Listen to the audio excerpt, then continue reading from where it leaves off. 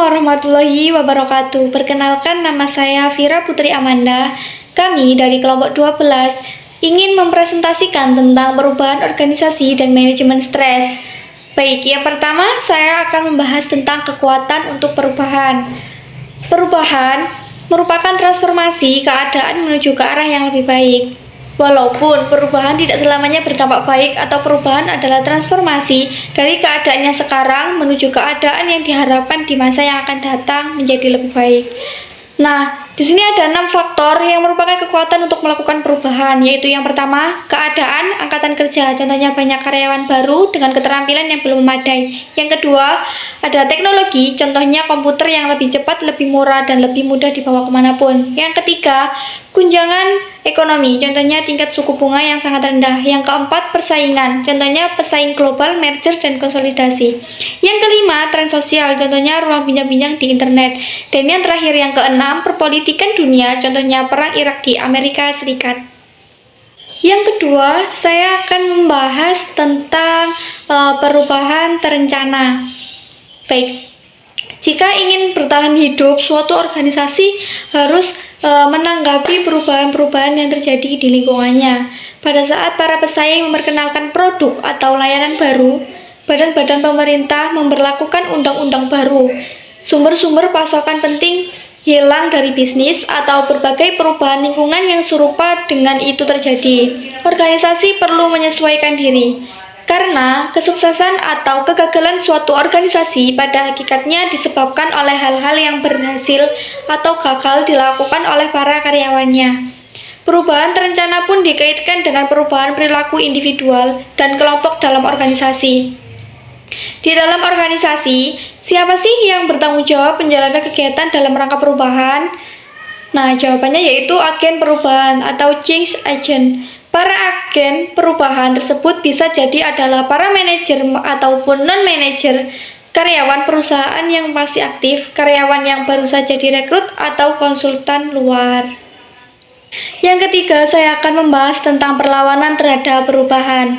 Salah satu temuan yang paling banyak tercatat di dalam berbagai kajian terhadap perilaku individual dan organisasi adalah bahwa organisasi dan para anggotanya menentang perubahan. Hal ini menunjukkan adanya kadar stabilitas dan prediktabilitas perilaku. Jika tidak ada resistensi, perilaku organisasi akan mengikuti apapun karakteristik yang diperkenalkan. Resistensi terhadap perubahan juga dapat menjadi sumber konflik fungsional. Sebelum kita melanjutkan ke cara-cara mengatasi resistensi terhadap perubahan, perlu diperhatikan bahwa tidak semua perubahan itu baik. Riset menunjukkan bahwa penekanan pada pembuatan keputusan secara tepat dan cepat terkadang dapat menimbulkan keputusan yang buruk. Terkadang garis antara menentang perubahan yang perlu dan jauh pada jebakan kecepatan sangat tipis. Selain itu, kadang-kadang dalam kabut perubahan, mereka yang memprakarsai perubahan gagal mewujudkan sepenuhnya efek-efek harapkan atau gagal memperkirakan biaya sesungguhnya yang harus mereka bayar oleh organisasi. Alhasil, meskipun perspektif yang umumnya diambil adalah bahwa perubahan transformasional yang cepat itu baik, keadaannya tidak selalu demikian. Beberapa organisasi seperti Bari Brothers, Bank Indo di Inggris, runtuh karena alasan ini. Agen-agen perubahan perlu memikirkan implikasi penuhnya secara cermat. Nah, ada 6 strategi menghadapi resistensi terhadap perubahan. Yang pertama, pendidikan dan komunikasi. Resistensi dapat dikurangi melalui komunikasi dengan para karyawan untuk membantu mereka melihat logika atau alasan dari suatu perubahan. Yang kedua, partisipasi sebelum melakukan perubahan. Mereka yang menentang perlu diikutsertakan dalam proses pengambilan keputusan dengan asumsi bahwa para peserta memiliki kemampuan untuk memberikan kontribusi yang signifikan. Yang ketiga, membangun dukungan dan komitmen. Para agen perubahan dapat menawarkan upaya-upaya pendukung untuk mengurangi resistensi. Yang keempat, negosiasi. Negosiasi sebagai taktik mungkin diperlukan bila mana resistensi datang dari sumber yang memegang kuasa. Namun, orang tidak boleh mengabaikan potensi biayanya yang tinggi. Yang keempat, manipulasi dan kooptasi. Manipulasi mengacu pada upaya-upaya untuk mempengaruhi secara tersembunyi, memelintir dan mendistorsi fakta agar tampak lebih menarik, sedangkan kooptasi adalah bentuk manipulasi sekaligus partisipasi. Yang kelima, Memilih orang yang menerima perubahan. Riset menunjukkan bahwa kemampuan untuk mudah menerima dan menyesuaikan diri dengan perubahan terkait dengan kepribadian. Dan yang terakhir yang keenam, koersi. Penerapan ancaman atau paksaan langsung kepada orang-orang yang menentang.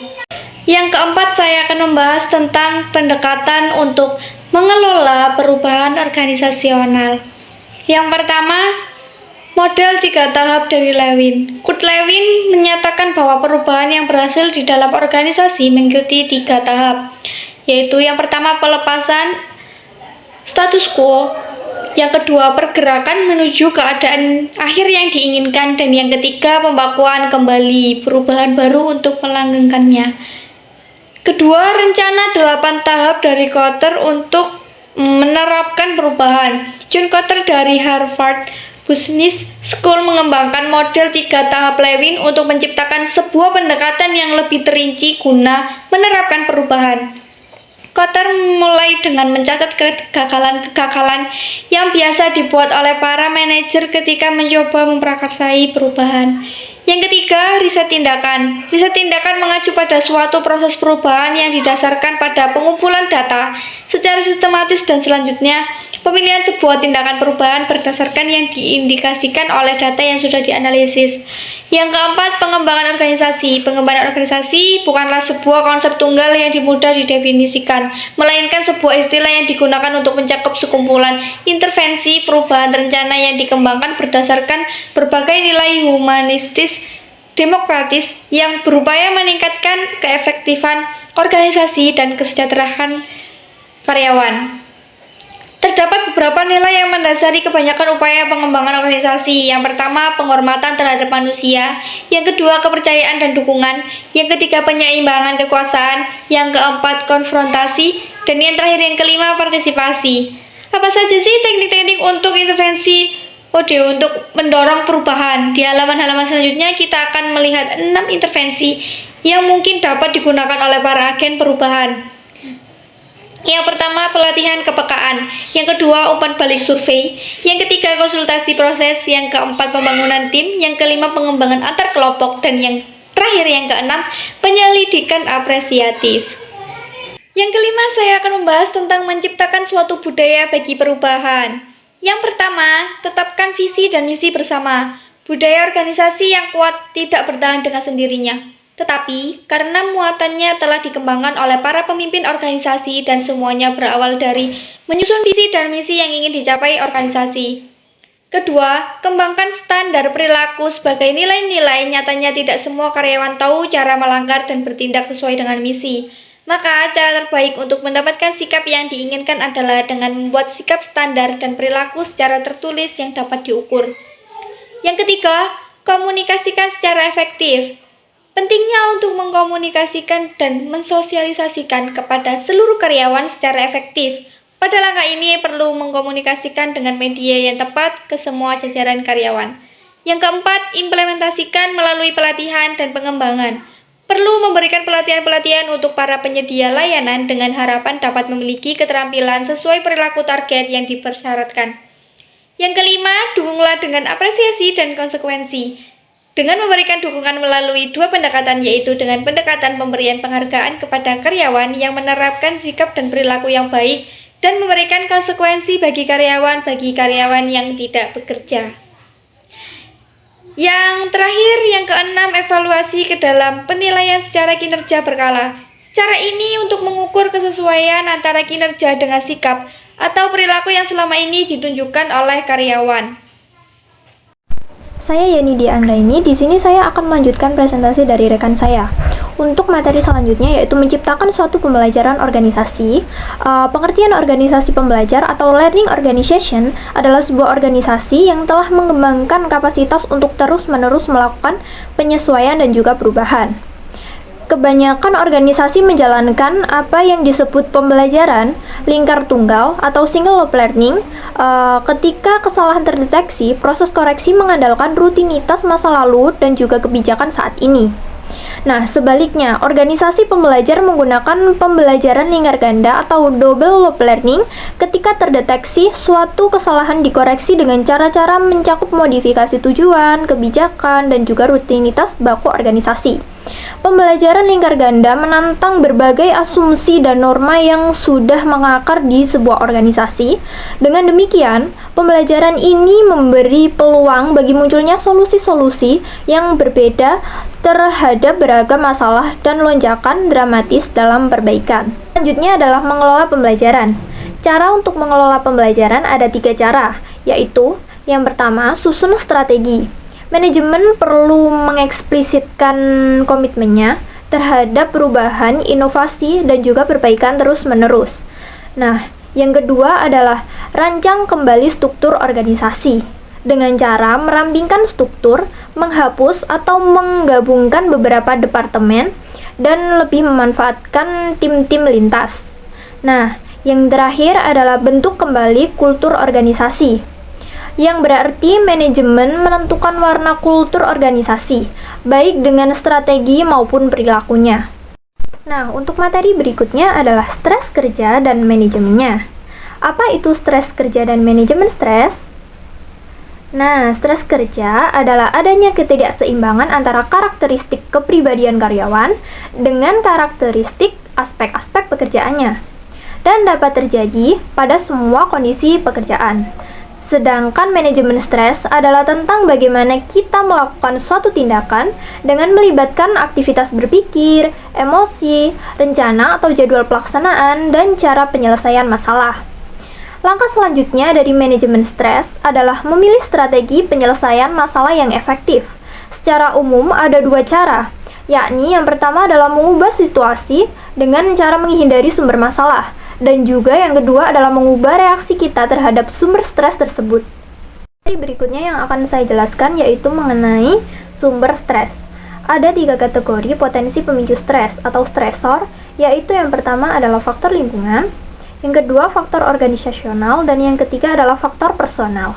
Nah, yang pertama adalah faktor lingkungan. Faktor lingkungan ini mempengaruhi desain struktur sebuah organisasi, serta ketidakpastian lingkungan juga mempengaruhi tingkat stres para karyawan dalam organisasi maupun perusahaan. Dalam faktor lingkungan ini, juga terdapat banyak faktor-faktor yang dapat menyebabkan stres. Faktor tersebut adalah ketidakpastian ekonomi, ketidakpastian politik, dan juga perubahan teknologi. Faktor pemicu stres yang kedua adalah faktor organisasional. Nah, faktor organisasional ini mempengaruhi tekanan untuk menghindari kesalahan atau menyelesaikan tugas dalam waktu yang mepet. Beban kerja yang berlebihan, atasan yang selalu menuntut dan tidak peka, dan rekan kerja tidak menyenangkan adalah beberapa di antaranya. Faktor-faktor tersebut dapat dikelompokkan menjadi 3, yaitu tuntutan tugas, tuntutan peran, dan juga tuntutan antar pribadi. Yang pertama adalah tuntutan tugas, berkaitan dengan pekerjaan seseorang. Yang kedua adalah tuntutan peran, berkaitan dengan tekanan yang diberikan kepada seseorang sebagai fungsi dari peran tertentu yang dimainkannya dalam organisasi. Yang ketiga adalah tuntutan antar pribadi, yaitu tekanan yang diciptakan oleh karyawan lain. Nah, faktor pemicu stres yang ketiga adalah faktor personal. Faktor personal meliputi masalah keluarga, masalah ekonomi pribadi, serta kepribadian dan karakter yang melekat dalam diri seseorang. Materi selanjutnya yang akan saya jelaskan yaitu akibat stres kerja. Stres menampakkan diri dengan berbagai cara. Sebagai contoh, seorang individu yang sedang stres berat kemungkinan mengalami tekanan darah tinggi, sariawan, mudah jengkel, sulit membuat keputusan yang bersifat rutin, kehilangan selera makan, rentan terhadap kecelakaan, dan sebagainya. Akibat stres dapat dikelompokkan dalam 3 kategori umum. Yang pertama adalah gejala fisiologis, yang kedua adalah gejala psikologis, dan yang ketiga adalah gejala perilaku. Yang pertama adalah gejala fisiologis. Pengaruh awal stres biasanya berupa gejala-gejala fisiologis. Gejala ini dapat menciptakan perubahan dalam metabolisme tubuh, meningkatkan detak jantung dan tarikan napas, menaikkan tekanan darah, menimbulkan sakit kepala, dan juga memicu serangan jantung. Yang kedua adalah gejala psikologis. Dari segi psikologis, stres dapat menyebabkan ketidakpuasan. Hal itu merupakan efek psikologis yang paling sederhana dan paling jelas. Namun, bisa saja muncul keadaan psikologis lainnya. Misalnya, ketegangan, kecemasan, mudah marah, kebosanan, suka menunda-nunda. Untuk bukti menunjukkan bahwa ketika orang ditempatkan dalam pekerjaan dengan tuntutan yang banyak dan saling bertentangan atau di mana ada ketidakjelasan dalam hal tugas wewenang dan tanggung jawab pemegang jabatan, maka stres maupun ketidakpuasan akan meningkat. Yang ketiga adalah gejala perilaku. Nah, gejala-gejala stres yang berkaitan dengan perilaku meliputi perubahan dalam tingkat produktivitas, kemangkiran, dan perputaran karyawan. Selain juga perubahan dalam kebiasaan makan, pola merokok, konsumsi alkohol, bicara yang gagap, serta kegelisahan dan ketidakteraturan waktu tidur. Materi berikutnya adalah mengelola stres kerja melalui beberapa pendekatan.